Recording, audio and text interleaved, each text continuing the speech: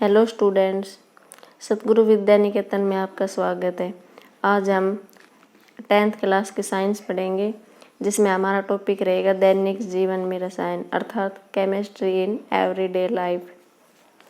हमारे जीवन के प्रत्येक क्षेत्र में रसायनों का यूज होता है, यहाँ तक कि डेली यूज में होने वाले प्रोडक्ट्स जैसे कि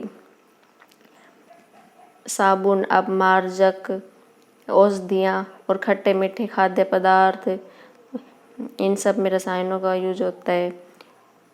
खट्टे मीठे खाद्य पदार्थों का जो टेस्ट खट्टा मीठा होता है, ये अम्ल और क्षार की वजह से होता है। तो आज हम मेन रूप से अम्ल, क्षार और लवण के बारे में डिस्कस करेंगे। सबसे पहले अम्ल के बारे में डिस्कस करते हैं। अम्ल अर्थात एसिड।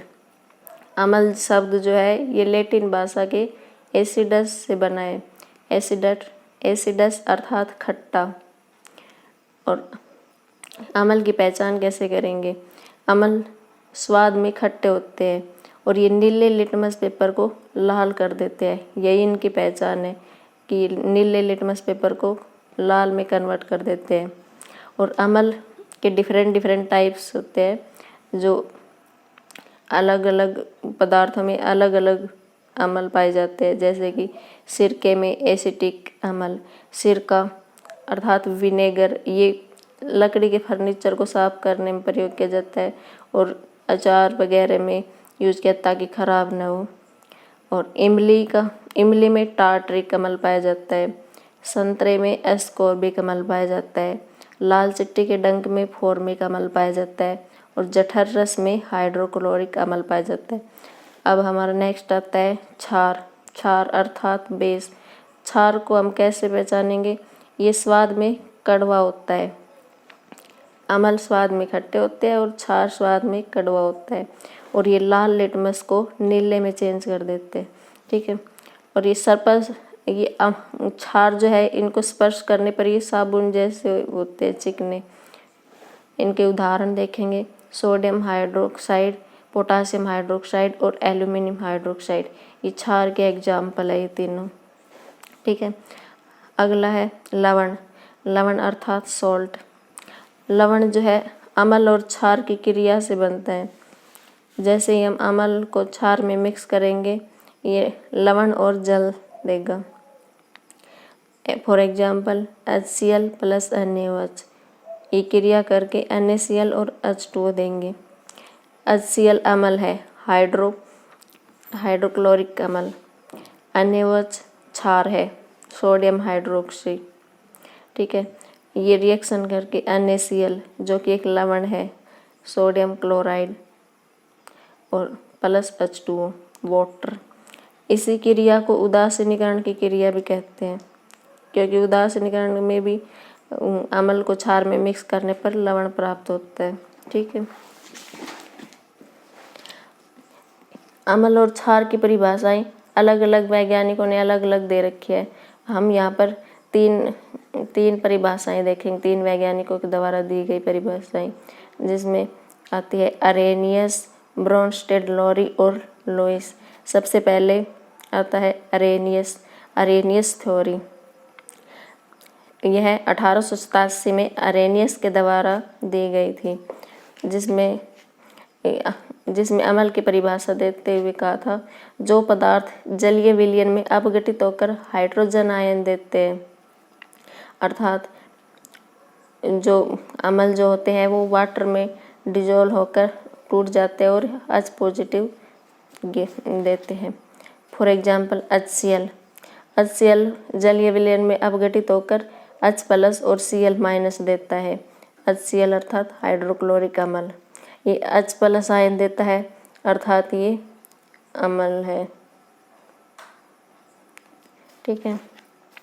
अब क्षार, जो पदार्थ जलीय विलयन में अपघटित होकर हाइड्रोक्सिल आयन देते हैं, क्षार कहलाते हैं। For example KOH potassium hydroxide, ये जलीय विलयन में अपघटित होकर K प्लस और OH माइनस देता है। OH माइनस हाइड्रोक्सिल आयन, अर्थात ये क्षार है। KOH जो है क्षार है। अब आगे आता है परबल क्षार और परबल अम्ल। क्षार और अम्ल अलग अलग है, पर ये प्रबल और दुर्बल इनकी प्रकृति है। ठीक है, इसकी डेफिनेशन है, वे अम्ल या क्षार जो जलीय विलयन में पूर्णतया आयनित हो जाते हैं, प्रबल अम्ल या क्षार कहलाते हैं, अर्थात कंप्लीटली आयोनाइज हो जाते हैं। फॉर एग्जाम्पल HCl और H2SO4, हाइड्रोक्लोरिक अम्ल और सल्फ्यूरिक एसिड, सल्फ्यूरिक अम्ल, ये प्रबल अम्ल का काम करते हैं। HCl H+ और Cl ये डिसोसिएट हो जाता है और H+ और Cl- में टूट जाता है। ठीक है, HCl जो है H+ में टूटता है, अर्थात ये अम्ल है, परंतु ये प्रबल अम्ल है क्योंकि ये कम्प्लीटली आयोनाइज हो जाता है। ठीक है, और KOH और NaOH प्रबल क्षार है, ये टूटकर OH- देते हैं, अर्थात हाइड्रोक्सिल आयन। इसका मतलब ये क्षार है परंतु ये प्रबल है क्योंकि ये कम्प्लीटली आयोनाइज हो जाते हैं। आगे देखते हैं दुर्बल अम्ल और दुर्बल क्षार। वे अम्ल और क्षार जो जलीय विलयन में पूर्णतः आयनित नहीं होते, दुर्बल अम्ल और दुर्बल क्षार कहलाते हैं। ये कम्प्लीटली आयोनाइज नहीं होते। For example CH3COOH, acetic acid और सल्फ्यूरिक एसिड,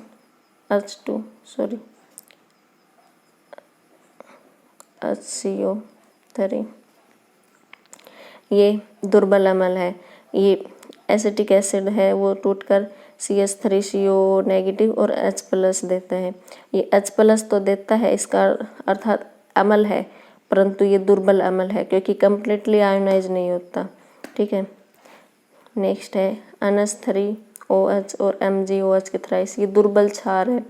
NH4OH जो है अमोनियम हाइड्रोक्साइड है, NH4H पॉजिटिव और OH- देता है, OH- देता है, अर्थात ये क्षार है, परंतु ये दुर्बल क्षार है क्योंकि कम्प्लीटली आयोनाइज नहीं होता।